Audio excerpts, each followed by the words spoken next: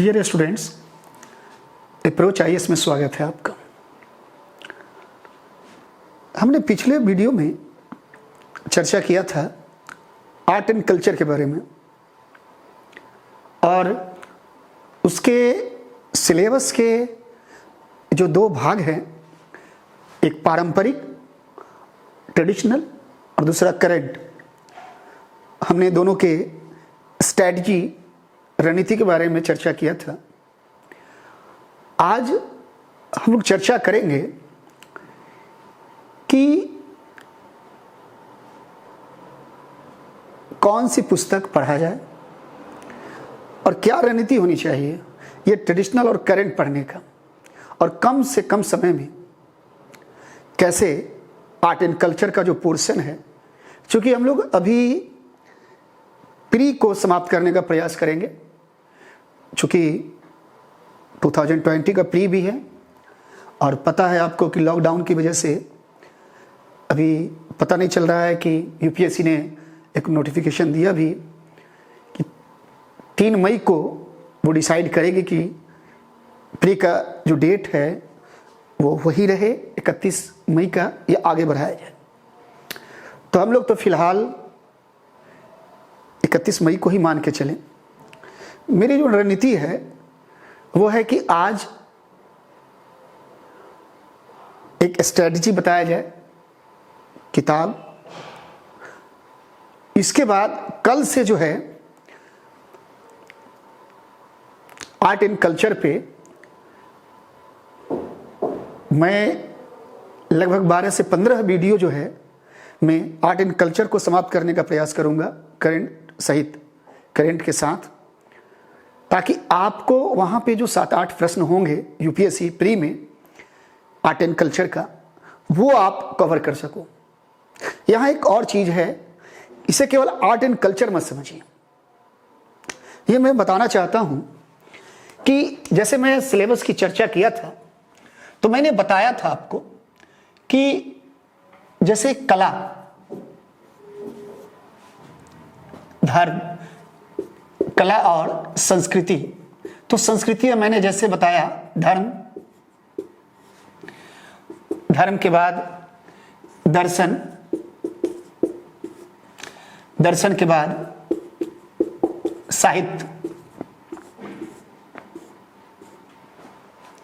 तो ये traditional portion था। फिर मैंने करंट पे भी चर्चा किया क्या रणनीति होनी चाहिए। यहां आप गौर करना, कई बच्चे का ये प्रश्न होता है कि सर एंशिएंट इंडिया में कौन से टॉपिक पढ़ा जाए। तो आपको पता होना चाहिए कि एंशिएंट में जो कल्चर का पोर्शन है आर्ट का, वहां पे ज्यादातर सवाल आएंगे आपको धर्म से, साहित्य से, दर्शन से। तो वो तो सारा पोर्शन आपका ऐसे भी संस्कृति का भाग है। आज नए ट्रेंड में या पुराने ट्रेंड में कभी भी हम लोग भी पढ़ते थे, जब तैयारी के दौरान, बहुत पहले की बात है, या हमारे सीनियर्स भी होते थे, तो हमने देखा कि कभी भी हम लोग अलग से एंशिएंट और मेडाइवल नहीं पढ़ते थे। जो फोकस करते थे वो इसी पे फोकस किया जाता था, धर्म पे, वैदिक धर्म, हड़प्पन सिविलाइजेशन, सूफी, भक्ति, वैष्णव, दर्शन, षड दर्शन, साहित्य। तो हमारा जो आर्ट एंड कल्चर केवल ये नहीं कि केवल जो है यहीं तक सीमित है, ये एंशिएंट और मेडाइवल का मैक्सिमम पोर्शन जो है आपका 12 से 15 जो वीडियो हैं आपका उसमें हो जाएगा। यह समझने का प्रयास किया जाए। मैंने बताया कि आर्ट एंड कल्चर का स्ट्रेटजी क्या होनी चाहिए। मैंने पिछले वीडियो में बताया कि सिलेबस क्या है एक शॉर्ट में, और करंट कैसे पढ़ा जाए। यहां पे फोकस है कि क्वेश्चन को किया कैसे जाए, उसके लिए क्या रणनीति हो। आप गौर करना, सबसे पहले इसके लिए आप कुछ साल के सवाल को देखो। कुछ साल के अगर प्रश्न देखोगे आप तो एक एनालिसिस हो जाएगा, और इसके लिए थोड़ा धैर्य जरूरत है, धैर्य की। सबसे पहले आप देखना 2019 में जो सवाल आया, एक आया तानसेन पर, इसके बाद 2019 में आया जहांगीर से रिलेटेड चित्रकला,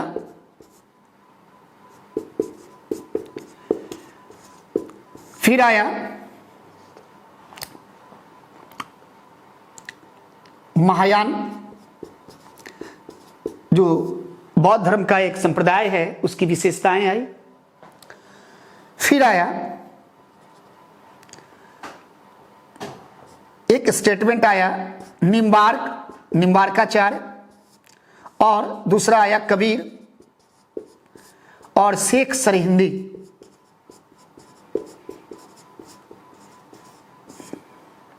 फिर आया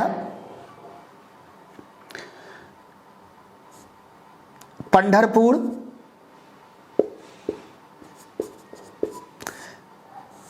तिरुचिरापल्ली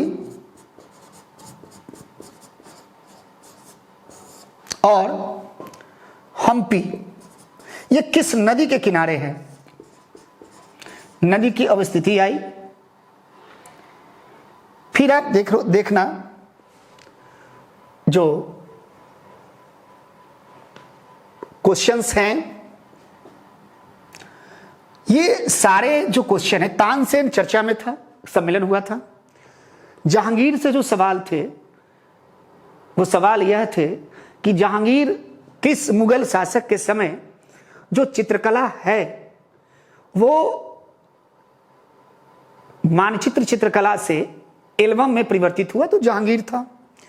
महायान धर्म की विशेषताएं थी।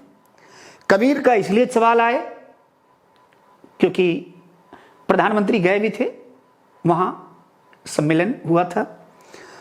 और ये चर्चा में है पंढरपुर, जब वहां के मुख्यमंत्री थे उनको वहां पे जाने से रोका गया था आम चुनाव के पहले। ये सब चर्चा में है। एक और आया था जैसे कल्याण मंडप, क्या है। अब आप देखना सवालों को, मैंने बताया था पिछले वीडियो में कि जो सवाल है वो या तो ट्रेडिशनल होंगे या करेंट। जो करंट है, एक सवाल करंट का, दो सवाल करंट का, तीन सवाल, ये आपको लगता है। ये मैक्सिमम सवाल जो होते हैं कल्चर का, वो किसी न किसी कारण से चर्चा में रहते हैं। और तानसेन जब आप देखोगे तो कला में आ जाएगा, संगीत, ये एनसीईआरटी में मिल जाएगा आपको, सिंपल सा। जहांगीर का महायान संप्रदाय धर्म में आ जाएगा, धर्म पढ़ोगे बौद्ध धर्म का, महायान हीनयान, ये जितने भी है, निम्बार्क, कबीर, ये जब आप पढ़ोगे धर्म दर्शन में पढ़ोगे वहां आ जाएगा। तो इससे आपका पता चल रहा है कि अगर आप इन टॉपिक को, जिसने मैंने चर्चा किया था, अगर समराइज करके देखोगे तो ये और करंट मिलाकर तैयार है। जब 2018 में जाओगे तो यहां देखना एक क्वेश्चन आया, बनी ठनी। जब आप चित्रकला में पढ़ोगे तो चित्रकला में दरबारी चित्रकला के साथ साथ पहाड़ी चित्रकला है, या राजस्थानी राजपूत शैली की, किशनगढ़ शैली, बूंदी शैली, बीकानेरी शैली। तो इस टाइप से, और ये बहुत सिंपल है, आप अपने से भी स्वयं से भी तैयारी करोगे तो ये सहजता से मिल जाएगा आपको। दूसरा है, जब देखोगे तो यहां पे एक सवाल आया जैसे मैत्रेय, भावी बुद्ध, देखिए धर्म से। फिर एक सवाल आया त्यागराज, करंट में चर्चा में था, और त्यागराज पहले भी आ चुका है, देखिएगा दर्शन में। फिर जैसे आप देखोगे, फिर आगे बढ़ोगे तो एक चर्चा में रहा था लखनऊ। अब देखिए गौर कीजिए, ये हिंदू में निकला था, और लखनऊ का नाम, जैसे प्रयागराज इलाहाबाद का नाम चेंज हो रहा, अयोध्या फैजाबाद का अयोध्या, उसी प्रकार से लखनऊ का नाम चेंज होने की, लक्ष्मणपुर था पहले। एक मान्यता है कि जब श्रीलंका से जब राम जी आए, जब राज्याभिषेक हुआ तो लक्ष्मण को जगह दिया गया जिसका नाम पड़ा लक्ष्मणपुर। वो लखनऊ का बेल्ट था। बाद में अवध के समय वो चर्चित रहा, राजधानी में परिवर्तन हुआ। तो जब नाम चेंज हो रहा है तो उसका बैकग्राउंड क्या पूछ रहा है, लखनऊ में क्या फेमस है? तो लखनऊ में जो फेमस था वो क्या था? बड़ा इमाम बाड़ा। लखनऊ में क्या फेमस है? रूमी दरवाजा। इसको जोड़कर पूछा, किससे? बुलंद दरवाजा से। ये करंट में था। कई स्टूडेंट को मैंने देखा, बोला सर ये क्या पूछ दिया। आप मान के चलो कि कोई भी आईएएस का सवाल जो होते यूपीएससी का, वो आपके दायरे में होता है अगर आप 1.5 साल अच्छा से तैयारी करोगे तो। फिर जब आगे बढ़े तो एक तरफ था तीर्थ, ये परंपरा, और दूसरी तरफ था ये क्षेत्र। ये क्या है? जब तो 2017 में देखिएगा तो इसमें महायान संप्रदाय के बारे में था क्वेश्चन। देखिए महायान यहां भी है, बौद्ध धर्म यहां भी है, बौद्ध धर्म यहां भी है। ये कॉमन हो गया आपका। इसमें श्रावस्तीवाद जो संप्रदाय है, इसमें सवाल था स्वतांत्रिक, वैभाषिक, हीनयान का संप्रदाय, महायान का संप्रदाय, यानी यहां से सवाल था। इसमें सवाल क्या है? इसमें जो सवाल है वो है, एक तरफ सूर्य मंदिर कहां कहां स्थित है। इसमें सवाल क्या है? इसमें सवाल है क्षेत्र, ये जो परंपरा है, और परंपरा किस क्षेत्र का, किस समुदाय का है। जैसे कुछ संस्कार, कुछ परंपरा होते हैं जनजातियों का, तो वो किस समुदाय का है, ये सवाल आया। इसमें जो सवाल आ रहे हैं वो सवाल देखिएगा, ये फिर जब आगे बढ़िएगा यहां एक और सवाल है। जैसे आप देखिएगा ये मणिपुर का एक संकीर्तन, ये भी आया 2016। ये आया बोधिसत्व, गौर कीजिएगा बौद्ध धर्म का है, महायान संप्रदाय का। फिर यहां संप्रदाय आया तीर्थ, तीर्थ स्थान, और क्षेत्र। क्षेत्र का मतलब यहां क्या है? पहाड़, जैसे शिरडी, नासिक, खजुराहो, ये किस क्षेत्र में अवस्थित है? फिर देखिएगा एक सवाल आया, जब आप आगे बढ़ोगे तो लिंगायत, फिर आया अजंता महाबलीपुरम।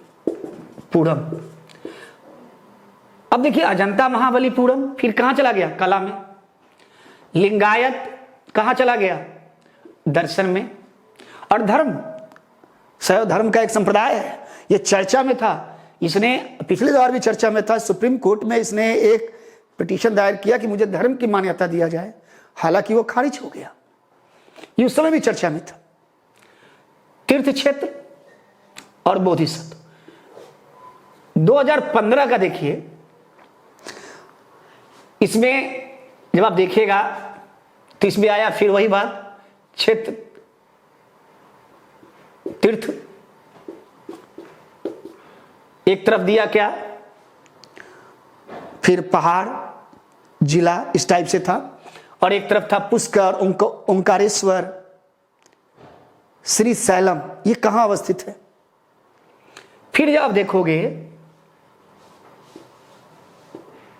फिर जब और आगे बढ़ोगे आप 2015, फिर फिर देखोगे कलमकारी,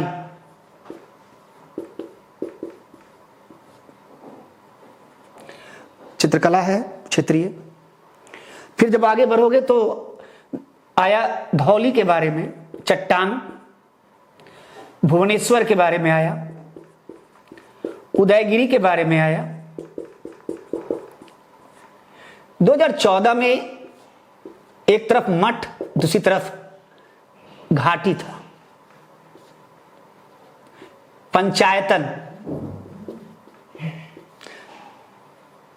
चंपा समुदाय, षड दर्शन। देखिए षड दर्शन, फिर आया मंगनियार, सत्रिया नृत्य, फिर आया कलारी पैटू।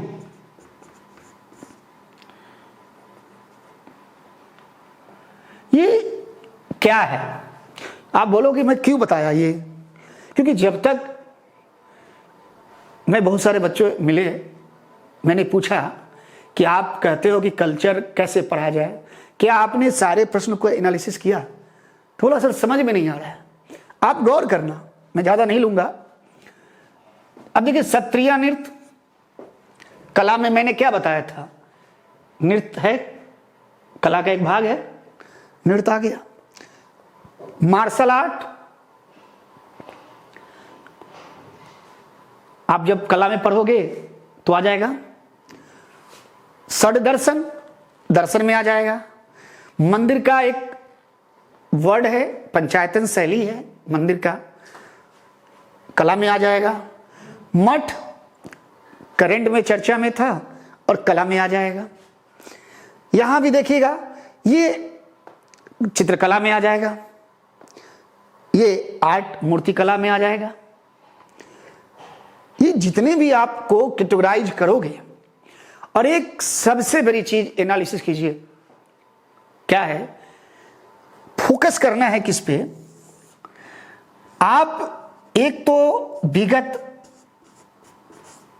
वर्षों का प्रश्न,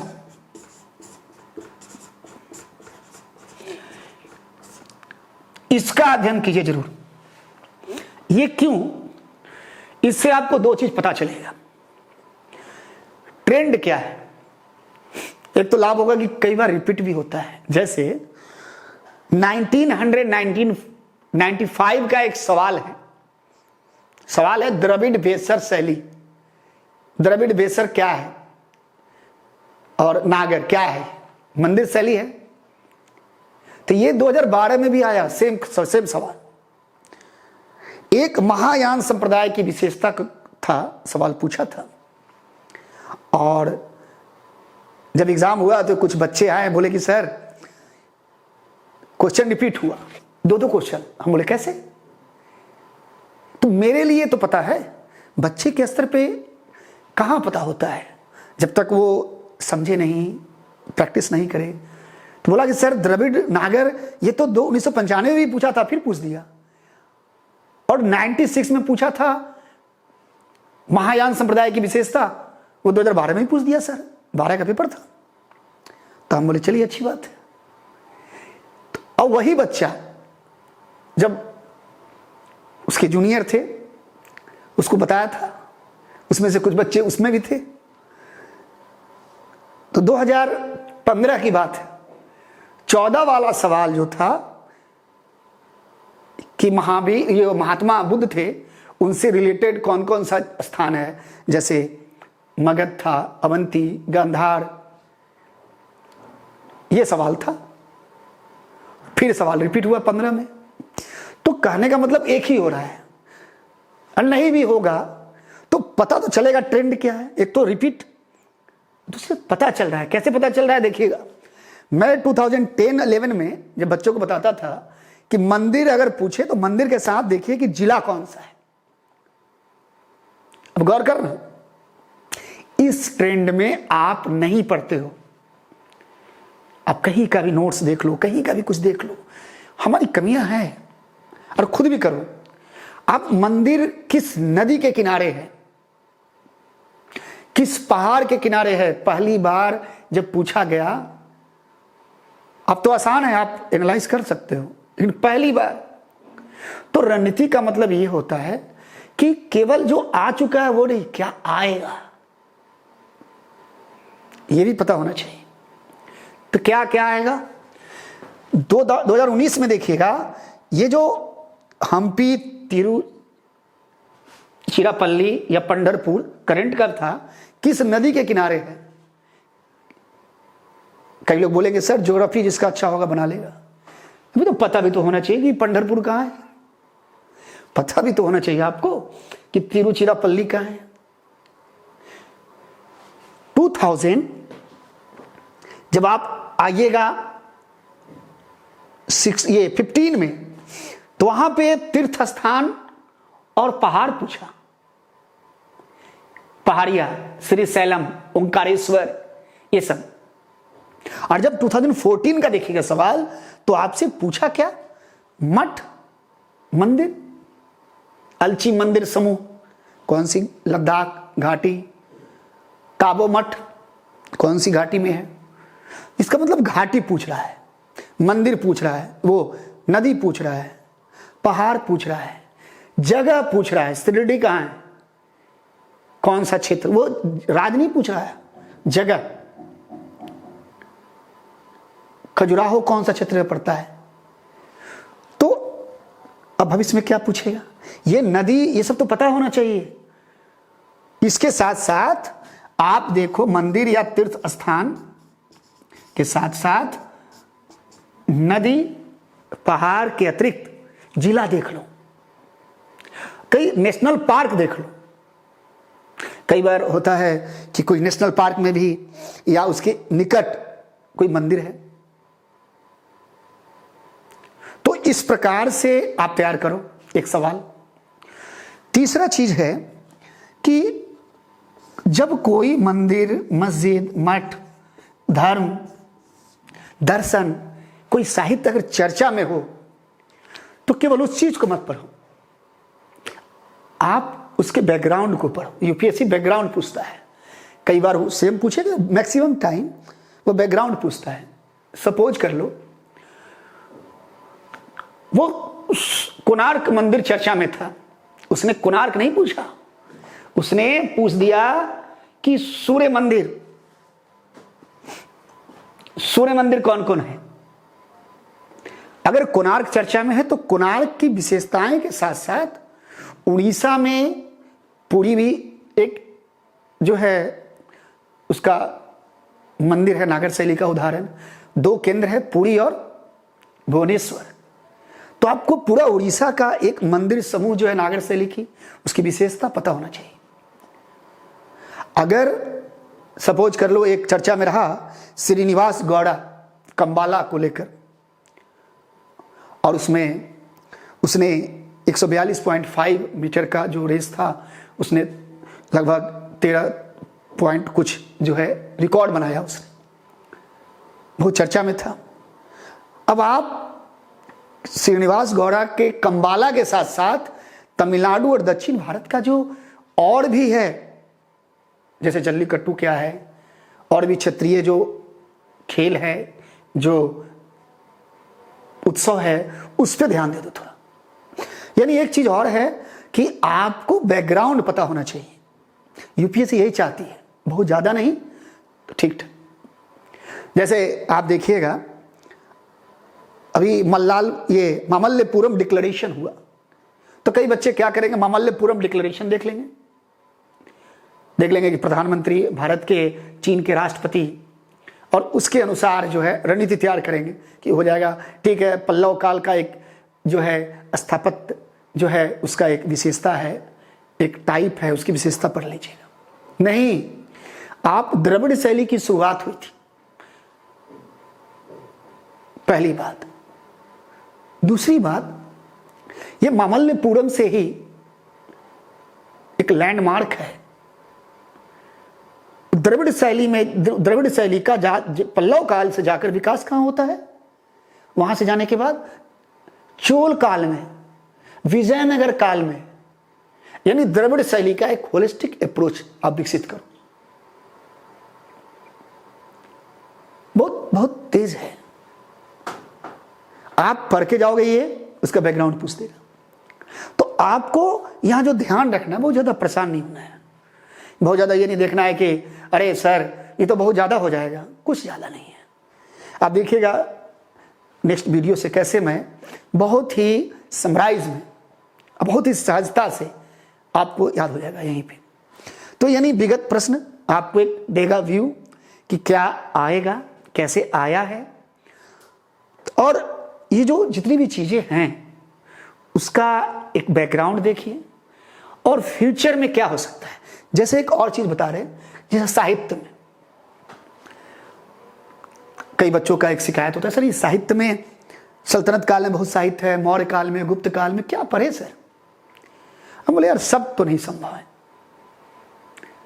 आईएएस का सिलेबस का मतलब ये थोड़ी दिया है कि आप 5 साल तक एक ही चीज तैयारी करो। वो तो दिया है कि 1-1.5 साल तक आपका है, अच्छा से पढ़ो और पास होके जाओ, प्री है ये। एक तो चर्चा में जो रहा, ऊपर से हर काल का 2-4 पुस्तक है। जैसे मौर्य काल ले लीजिए तो वहां मेगास्थनीज, इंडिका। अब इंडिका में क्या वर्णन है, 4-5 चीज बेसिक मैं करवाऊंगा, देखना।